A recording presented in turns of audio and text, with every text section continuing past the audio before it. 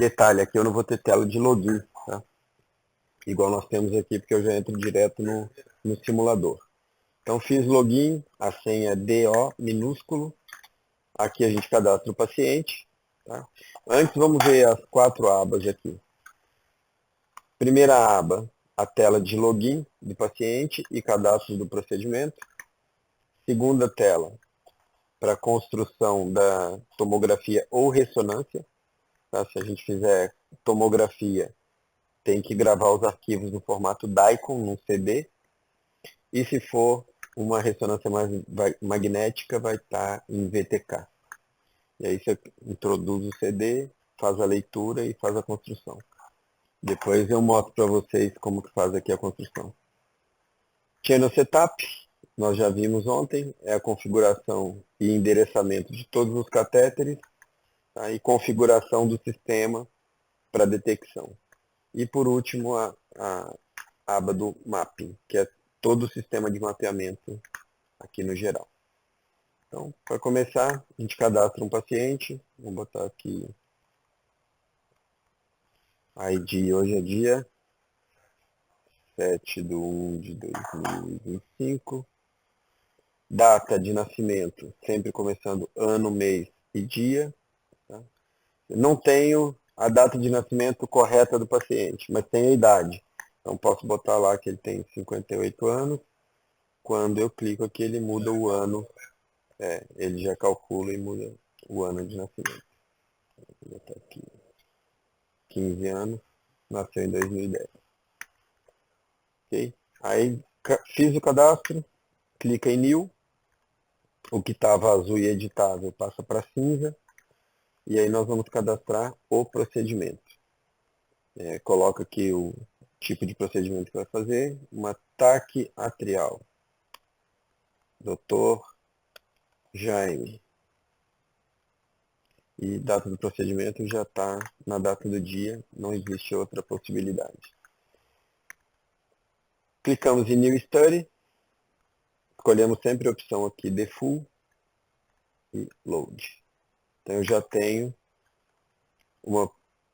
um default carregado, pode ver que ele não carregou nada aqui de catéteres, ok? Está tudo limpo, começando do zero. Um paciente que nunca foi feito nada. O primeiro ícone, toda vez que você posiciona o mouse em cima e solta, ele mostra o nome daquele botão. Então ele é um New Point Map. Tá? Próxima função, New RTM. O que é isso? Aqui é onde nós vamos validar o sistema. Tá? Aqui, New RTM. E aqui do lado de New RTM, nós temos uma escala de 0 a 10. Isso aqui significa a resolução que ele vai fazer a coleta dos pontos. O que é importante saber? Ele vem marcado em 2 e o 2 funciona muito bem. Quanto menor o número, mais resolução eu vou ter. E quanto maior o número, menos resolução eu vou ter. Então no 10 eu teria muita interpolação. Como o nosso sistema é magnético, não é bioimpedância, ele não faz uma nuvem de pontos, ele coleta a movimentação do catéter. Então, o catéter moveu, ele coleta como se fosse uma massa. E tem vários pontinhos ali. Tá? E quando a gente faz a coleta, essa massa que ele cria, em volta dela, ele cria uma silhueta. Essa silhueta é para deixar mais suave ou mais duro. Se eu deixo mais duro, com mais definição, fica uma imagem feia, muito mais próximo do real. O real realmente é feio, não é aquela imagem lisinha, bonitinha. 2 é um número ok, tá? Então raramente a gente mexe nisso aqui. Tem ferramentas depois para a gente editar, se eu quiser mudar isso aqui, posso. Isso aqui é o pré, eu estou definindo como que eu vou coletar. Então olha só, vou coletar em 2, vou clicar aqui em New RTM, pode ver que ele criou apenas Study 1. Quando eu clico em New RTM, ele vai criar meu primeiro mapa dentro desse estudo 1. Então eu tenho lá o mapa 1, que pode ser renomeado, mostrei isso para vocês ontem, posso clicar aqui e renomear do jeito que eu quiser. E depois que eu crio o primeiro mapa, o meu botão ON aqui embaixo ele habilita. Okay? Se eu clicar em ON, ele vai coletar a movimentação do catéter com a resolução 2. Então vamos lá. Vou parar essa coleta. Nós vamos analisar a imagem que ele coletou. Aqui eu estou vendo as duas coisas. Eu estou vendo a massa que ele cria mais a silhueta. Tá? Quando eu clico em transparência aqui, ó, vou dar uma transparência e vou habilitar a minha, que seria nuvem de pontos nos outros sistemas. Pode ver que ele criou umas massas laranja aqui, tá vendo? Não são pontos, são estruturas. E isso aqui foi a movimentação do catéter. O cinza é a silhueta. Isso aqui seria interpolação. O laranja é onde realmente o catéter passou e o cinza é onde ele está criando uma estrutura para não ficar um buraco. Tá? Ok, então criamos um estudo, um novo ponto, clicamos em RTM, criamos um novo mapa. Cada vez que eu clico em RTM eu crio um mapa diferente e defino a resolução para esse mapa. Depois vem os ícones aqui de organização da tela. Se eu clico, eu tiro a barra lateral, é um atalho. Se eu clico nesse, eu tiro a outra barra lateral, que é a minha janela de interesse. E se eu quiser tirar a barra inferior, eu posso fazer isso aqui. Ah, mexi, ficou estranho, quero voltar para o default, é o próximo botão. Se eu clicar aqui, ele volta para a configuração original. E aqui eu posso fazer salvar layout. Então eu crio um layout do jeito que o médico que eu trabalho gosta, salvo esse layout, depois eu posso carregar ele aqui. Próximo botão. Esse aqui é o Reset Reference Orientation. O que é importante desse botão? A gente nunca clica nele, mas a gente clica nessa setinha aqui do lado. Quando eu clico aqui na setinha do lado, olha lá, ele me dá 4 opções.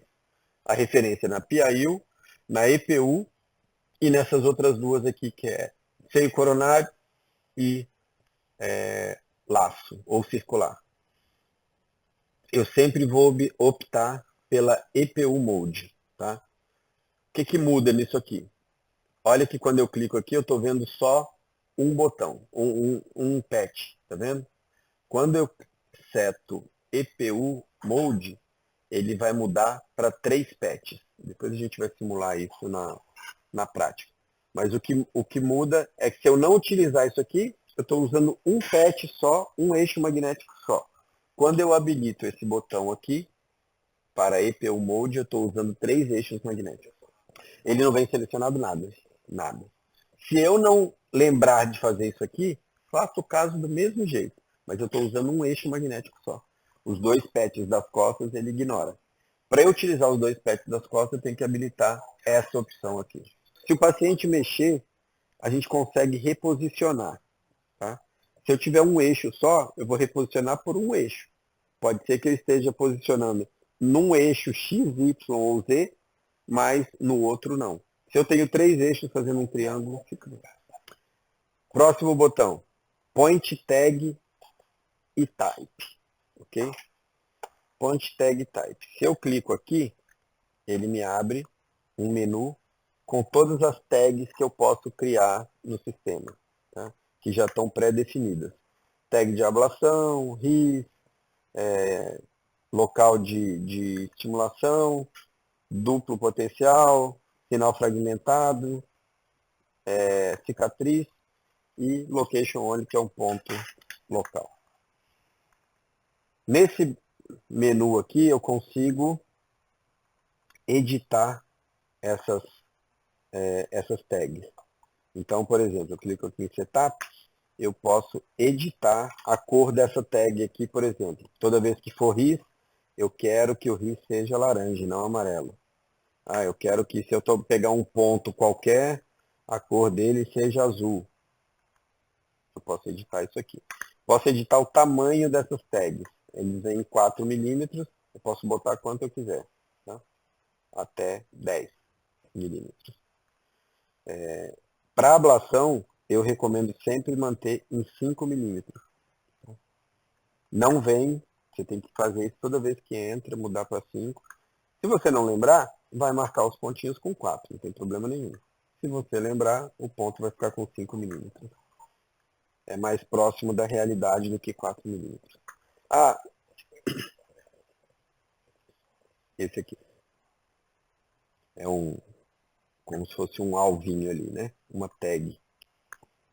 Eu posso mudar o label e, se eu não quiser mexer em nenhuma dessas, eu posso adicionar novas tags. Tá? Então, eu adiciono uma nova tag, boto o nome que eu quiser na nova tag, tá aqui embaixo, ó, tag 1, vai chamar tag Rodrigo. Então, aqui eu tenho que colocar o nome da tag, eu posso colocar o label que eu quiser aqui, não vai aparecer lá. Mudo a cor, tem que dar duplo clique em cima da cor e escolher uma cor diferente. Escolho o tamanho e escolho o modo. Isso é importante. O modo, se eu deixar em Mode 1 e estiver fazendo um mapa elétrico de ativação ou de voltagem, ele vai alterar o meu mapa, mesmo sendo um ponto virtual. Tá? Porque ele vai entender que tem 0 volts. Então ele vai alterar meu mapa de voltagem. Eu tenho que mudar isso aqui, se eu quiser criar uma tag, só para marcar um pontinho. Isolou a veia, eu quero que marca de verde. Eu tenho que colocar aqui como location only. Tá? E ele não vai interferir nos meus mapas elétricos. Nota que agora eu posso deletar somente a que eu criei. As outras são do sistema. Então essa aqui eu crio e deleto na hora que eu quiser. Dei OK. Se eu fechar o estudo e abrir de novo, não vai estar lá. Como é do sistema, ele não salva isso, tá? Não salva. Exatamente. Tá nesse menu aqui, point tag e setup. Se eu clicar aqui do lado, eu tenho mais 3 opções, tá? Eu tenho point tag setup, point size setup e PTS distance threshold, que são outras ferramentas. Quando eu clico nesse, abre o setup. Quando eu clico no segundo, ele abre uma definição do sistema para o tamanho de pontos que eu pego. Tá? Isso aqui a gente não mexe, pode deixar em default. Não interfere muito. Tag está feito. Próximo, mapa de cicatriz. É um coração com uma cicatriz ali. O que é o mapa de cicatriz? Aqui, quando eu clico nele, abre essa telinha e nós vamos definir aqui os valores que eu vou considerar como cicatriz. Geralmente se usa 0,01. Realmente, se não tiver nenhum potencial elétrico, eu chamo de cicatriz. Porque se tiver algum potencial elétrico acima de 0,01, já não é um tecido morto. Pode ser um tecido que não está sadio, mas morto ele também não está. Ele está na transição entre morrer e viver. Se eu clicar nesse quadradinho aqui, deixar setado, ele vai criar também uma tag cinza aonde tiver a cicatriz. Não preciso, porque fica cheio de pontinho cinza depois, isso atrapalha a imagem, não tem necessidade. Também. Então, dou OK, olha lá, setei. Por que eu só estou falando da escala bipolar? Não usa escala unipolar. Isso utiliza quando faz procedimento epicárdico. Eu fiz em 20 anos, em 16 anos de mapeamento, eu fiz 4, 5 epicárdicos até hoje. É muito raro utilizar. Mas também seto uma referência ali para unipolar, que é um pouco maior do que bipolar, e está tudo certo. Então já setei, já configurei. O que eu estou fazendo aqui? Não estou criando um mapa de cicatriz. Eu estou dizendo para o sistema que quando eu fizer um mapa de voltagem, é esse valor que ele vai usar como referência para me dizer se tem cicatriz ou não. Tá? Depois a gente vem para o mapa, para configuração ou escala de voltagem para o mapa. Olha a diferença agora. Agora eu tenho, esse aqui é o Default Color Range, ele tem uma escala unipolar, uma escala bipolar e ativação. LAT é Local Activation Time. Tá? Então eu tenho aqui o mínimo e o máximo. Ele já vem configurado para fazer um mapa de voltagem atrial. No mapa de voltagem atrial, eu espero que o sistema me mostre. Se tiver entre 0,15 e 0,50, como tecido bom, tá? Como tecido vivo. Se tiver abaixo de 0,15, ele vai me mostrar uma escala de cor vermelha. Se tiver acima de 0,50, ele vai me mostrar uma escala de cor violeta. Se tiver entre esses dois valores, ele vai me mostrar essa escala de cor aqui, que vai de laranja até azul.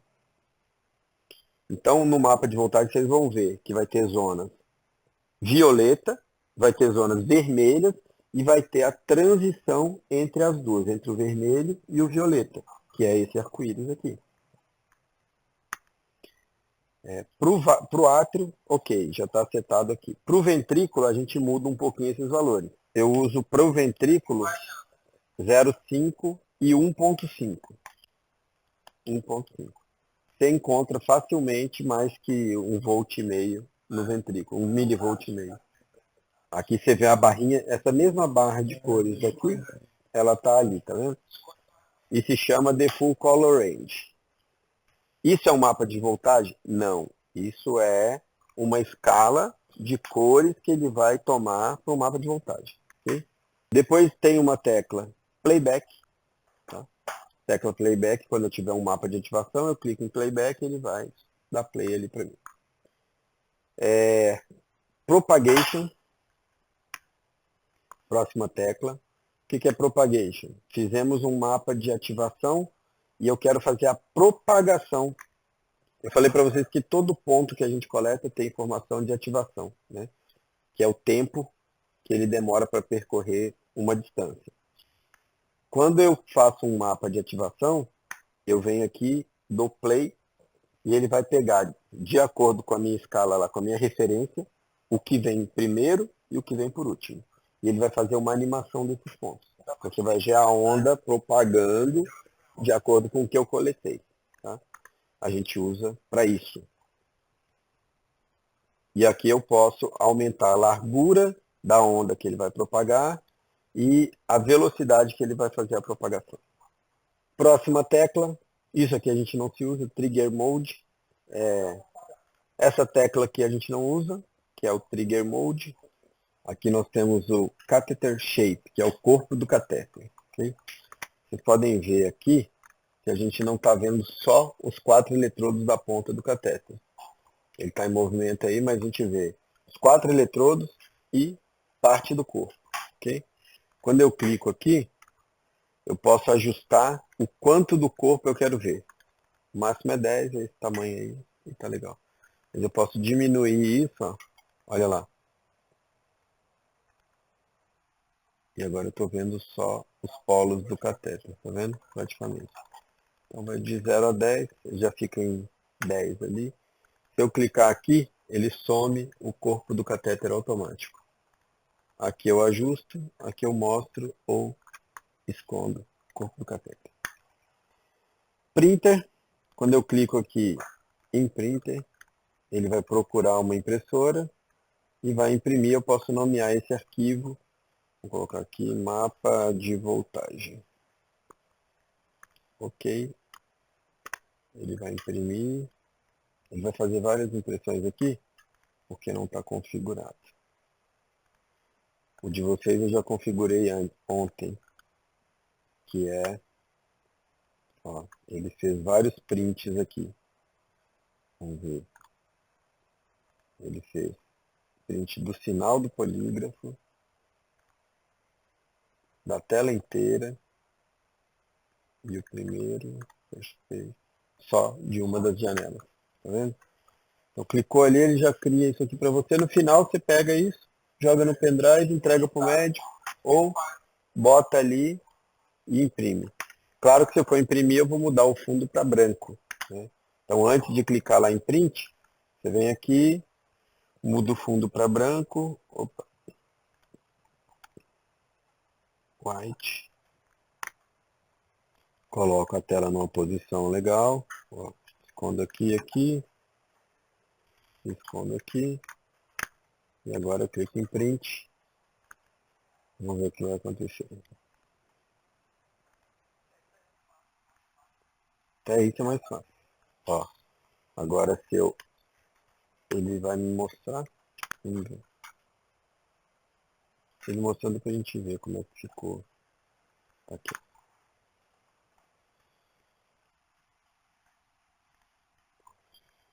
fundo branco. É só dar print, ele vai imprimir isso aqui e já está pronto para entregar para o doutor. Não, até isso é mais fácil, né? Agora quero fazer uma captura de uma parte da tela ou da tela inteira. Como que eu faço isso? Em vez de clicar em print, é a próxima tecla. Clico ali em capture, escolho se eu quero tela inteira. Se eu clicar em full screen, ele vai pegar essa tela e a tela do polígrafo, que está do lado. Se eu clicar em window, eu tenho que escolher a tela que eu quero capturar. Ó, vou fazer um full screen. Vou botar aqui. Full. Agora eu vou fazer um window. Window. Ok. Eu tenho que falar qual janela eu quero pegar. Então, vou pegar só essa janela, que é a 1 ou a 2, né? Eu quero a 1, não quero a do polígrafo. Se eu quero uma região, region, vou mostrar de novo. Region, ó, clico em OK, ele abre esse alvo aqui, ó. E aí eu escolho que parte da imagem que eu quero capturar. Ou onde eu soltar, ele vai pegar a imagem toda, tá? Vou pegar só isso aqui. Já salvou. E por último, não, não quero. É o próximo botão. Olha lá. Record. Se eu clicar aqui, vou botar aqui vídeo, mas não recomendo, tá? Porque ele vai gravar em AVI. Depois, quando você exportar, ele vai fazer um vídeo dessa tela e da tela secundária juntos. Então vai ficar um vídeo grandão em AVI, você tem que editar para mandar para ele. Eu prefiro pegar um celular, colocar na posição boa, diminua a luminosidade e grava a tela. Fica melhor para mandar para ele. Mas se você tiver tempo de fazer, isso aqui é legal. Cliquei em OK, olha lá o que aconteceu. Está gravando. Okay? Enquanto eu não clicar aqui, ele está gravando a tela. Então posso aumentar, posso fazer mapa de propagação, posso parar o ECG, posso fazer o que eu quiser. Ó, muda. Parei a gravação. Está salvo lá. Vídeo está aqui. Esse aqui nós já vimos ontem, é o Template Management. O que é isso? Eu posso criar um template de acordo com o que eu quiser para o médico. Ou carregar um template. Ó. Ele está salvo, ok, beleza. Próximo botão, compensação da respiração. Isso aqui, a qualquer momento eu posso clicar, eu posso até deixar esse menu aqui se eu quiser durante o exame, para ver o gráfico respiratório. Tá? E aqui eu tenho que definir qual PET eu estou usando para compensar a respiração. Como ele já, na versão anterior, a gente tinha que definir. Agora ele já vem com chest aqui. Ó. Quer dizer que eu vou usar um dos 3 PETs lá, o verdinho, para compensar a respiração. Se eu não fizer nada e não usar a EPU, eu não vou usar aquele PET para compensar a respiração. Eu posso usar um segundo PET. E aí entra aquelas duas conexões ali do lado da PIU, aquelas duas conexões verdes. A de cima é seio coronário e a de baixo é laço ou catéter HD. Tá? O PET que a gente usa nas costas para habilitar o sistema, ele também serve para compensar a respiração, porque nada mais é do que um eletrodo, igual esse aqui. Ó. Eu clico aqui nessa barrinha branca e aperto a letra B. E ele muda, ó, ele mudou para o PET das costas, ele mudou para o seio coronário, que é o de cima ali, verdinho, e ele mudou para o LS, que é o verdinho de baixo. Então lembrem que ele vem de... Quando a gente inicia o estudo, está sempre no chest, sempre no PET ali verdinho, ok? Se alterar, tem que mudar isso aqui, senão não vai compensar a respiração. Próximo passo, próximo botão. Show Force Info. Esse aqui é muito importante. Todos são, né? Mas esse aqui é. Quando eu clico direto no botão, não na setinha, ele habilita para mim o menu da força de contato. Okay? Se eu não clicar aqui e não habilitar, não vou ver a força de contato, independente do catéter que eu estou utilizando. Então, preciso desse menu aqui. Deixa eu voltar a tela para preto, que eu não gosto da tela branca. Quando eu clico aqui de novo, o que acontece? Ele some. Então aqui eu habilito e desabilito força de contato. Se eu desabilitar aqui, a força de contato continua funcionando? Sim, eu só não vejo o valor que ele está gerando. Tá? Quando eu clico aqui na setinha, eu tenho um monte de funções aqui. A primeira, Show Label Preference. Okay? Smart Label Preference é o algoritmo que gera as lesões automáticas quando eu faço ablação. Se eu quiser pegar um ponto manual, na hora que estiver fazendo a ablação, aperto Enter. Ele vai pegar um ponto manual vermelho, cor da ablação. Se eu não apertar o Enter e quiser automático, eu tenho que entrar nesse menu. Eu posso modificar isso aqui. Ele me dá opções, ó. 5, 10, 15, 20, 25 e 30. O critério está dizendo que para marcar o primeiro ponto, ele precisa de um range de 5 milímetros, que é a minha área, por um período de pelo menos 2 segundos. Se ele não mexeu mais que 5 milímetros e ficou 2 segundos ali dentro, aparece uma bolinha branca. Né? Cor mais clara aqui, ó, do RF Label. Então, aqui a gente pode selecionar força. Eu vou dizer que eu só quero que ele marque a bolinha se num tempo específico, em percentual, ele tenha X de força. Né? Aqui está dizendo que 50% do tempo, que é o tempo aqui de cima, ó, ele tenha pelo menos 7 gramas de força. Se não tiver, ele não marca. Não é funcional. Funciona muito bem, mas na cabeça do médico não funciona porque ele tem que esperar. Impedance Drop. Se eu habilitar aqui, o menor valor é 8. Ele só vai marcar a primeira bolinha se eu tiver 8 de impedância. Muitos lugares não vai ter 8 de drop de impedância. Não vai marcar lesão. E o médico vai ficar puto. Então, eu deixo desmarcado e eu vejo o drop de impedância durante a aplicação. Então, aqui, o meu Smart Label está ali, okay? Já está configurado, e depois a gente entra nas configurações dele aqui propriamente ditas. Vamos voltar aqui para nosso raciocínio. Primeiro era o Smart Label, segundo, Display Force Curve. Quando eu clico aqui, ele abre esse gráfico, que serve, que é um gráfico de força. E para que eu abro esse gráfico? Porque eu tenho esse botão Reset. Quando o médico introduz o catéter, está lá dentro do paciente, a gente pede para ele colocar o catéter num local que não tenha contato. Como que eu sei que não tem contato? Não tem sinal na ponta. Está sem sinal, está dentro da cavidade, eu venho aqui e clico em Reset. Ele zera a força de contato. Então, ele calibra a ponta do catéter. Pode zerar fora também. Pode. E na hora de introduzir o catéter, ele tem uma proteção para você passar a ponta do catéter no introdutor. Se você não usar essa proteção, você pode quebrar o sensor de força. Então, você introduz primeiro um canudinho. Você bota um canudinho ali, passa o catéter, só para abrir a válvula do introdutor. Então, aqui tem o gráfico. Esse eu sempre deixo em algum lugar da tela que não me atrapalhe, para que eu possa, a qualquer momento, dar um reset na força. Quando que eu tenho que zerar a força? Quando dá um choque no paciente, eu tenho que zerar a força. Então, está lá dentro. Se o médico achar que a força, tem contato e eu não estou vendo a força, está desproporcional. Doutor, deixa num lugar sem contato, zera a força e começa de novo.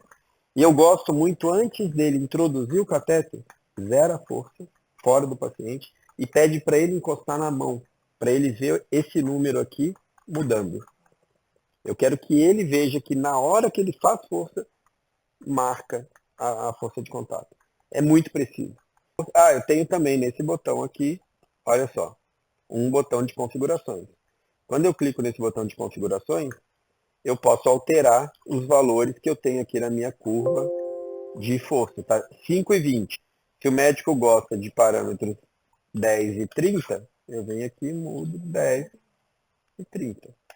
E quando eu fizer isso e der um OK, ele vai alterar 10 e 30 aqui. Tá? Mesma coisa para o gráfico de força. Se eu quiser alterar os parâmetros do gráfico de força, ele está mostrando um intervalo de 100 milissegundos e um range de 50 gramas. Posso alterar também. Se eu baixar aqui para 50, ele vai mostrar uma tela de amostragem baixa para 50. Isso aqui eu nunca fecho, eu deixo ele em algum lugar da tela e sempre no mesmo lugar porque eu sei que está ali, ó. Eu sei que ele está escondidinho ali. É bem transparente, ele gera uma curvinha aqui que não atrapalha também. E ninguém usa esse ECG aqui de baixo, é muito difícil. O médico fica olhando para o polígono. Próximo, OpenRF Paras. O que é isso? Abrir os parâmetros do gerador de radiofrequência. Então eu clico aqui, tenho aqui os parâmetros para mostrar os valores. Não estão todos aqui, tem alguns que ficam escondidos. Eu gosto sempre de pegar esse aqui, que é o drop de impedância, e botar lá para cima. E aí eu abro um pouco mais aqui, ó, para ele aparecer, e fecho o restante. Isso aqui não me interessa muito, só quando o médico pede. Deixo aqui meus parâmetros. Posso colocar onde eu quiser. Aqui tá. Sempre no scroll para movimentar. Se eu quiser alterar a ordem, eu quero ver o tempo primeiro. Botão esquerdo, arrasto e crio a ordem que eu quiser aqui. Quero ver primeiro o índice de energia. Ok, posso alterar. Eu gosto de deixar esses dois perto, que são dois parâmetros que eu uso muito.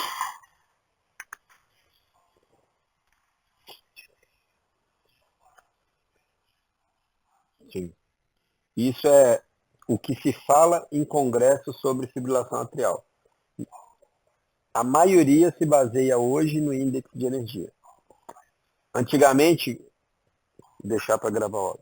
Antigamente os médicos se baseavam se a lesão foi bem feita ou não no tempo, na força, né, e no drop de impedância. Ele ficava olhando lá na ponta do catéter, o sinal. Aplicou, sumiu o sinal, tem uma lesão efetiva. E mudava dali. Alguns faziam 50 graus, coloca 50 watts, vai aplicando, deixa 3, 4 segundos, puxa, 3, 4 segundos. Esse era o parâmetro dele. E ele achava que a lesão era bem feita. Estudos mostraram que o índice de energia é mais efetivo. O que o índice de energia faz? Ele pega força, tempo, estabilidade e potência. Esses 4 fatores. E faz um cálculo, tem uma fórmula, se a gente buscar no Google aí a gente encontra, a fórmula que calcula esses 4 fatores e me dá um índice. E os estudos dizem que 400 para a parede posterior e 550 para a parede anterior é um índice de energia que garante uma lesão 100% transmural. Se eu tenho 400 na parede posterior ou 550 do índice de energia, que é essa reguinha aqui, na parede posterior e anterior, eu tenho uma lesão transmural. Por que na parede posterior eu uso o índice de energia menor? Porque tem um esôfago. E eu não posso causar uma lesão no esôfago. Então aplica menos. Realmente eles querem menos aplicação na parede posterior. A lesão de esôfago, ela mata o paciente. Fístula de esôfago mata. O paciente vai morrer. E ela é causada pelo aquecimento condutivo, não da ponta do catéter. É o aquecimento que atravessa o átrio, chega no esôfago e chega no círculo que está lá dentro do esôfago. Esse aí é o que queima a célula e que gera fístula. Então, o índice de energia hoje é o parâmetro mais usado em fibrilação atrial. Alguns médicos preferem usar drop de impedância. Se não tiver um drop de impedância maior que 10, eles repetem a lesão. E nem sempre vai ter o drop de impedância, porque tem outros fatores. Às vezes tem contato, às vezes fica estável e não tem o 10 de drop de impedância. É a queda da impedância no local de aplicação. Então, isso é o Columbus é o único sistema que tem um mapa de impedância. Todos os outros fazem mapa de voltagem, mapa de ativação, isocronal, mas não fazem o mapa de impedância. O mapa de impedância é bem interessante, porque ele mostra, o mapa de voltagem ele mostra o tecido morto abaixo da voltagem que eu seto. O de impedância não, ele pega a impedância basal do paciente. O que é impedância basal? Na hora que eu boto o catéter lá dentro, ele me mostra aqui um valor de impedância, tá? Que geralmente está em torno de 110 a 120 ohms. Essa impedância, quando eu começo a aplicar, ela vai cair de 20 a 40 em número. Então, a impedância basal era 110, vai pelo menos para 90. E depois, se eu fizer um mapa de impedância, eu vejo tudo que está próximo de 90, eu sei que ali foi lesão que eu fiz com radiofrequência.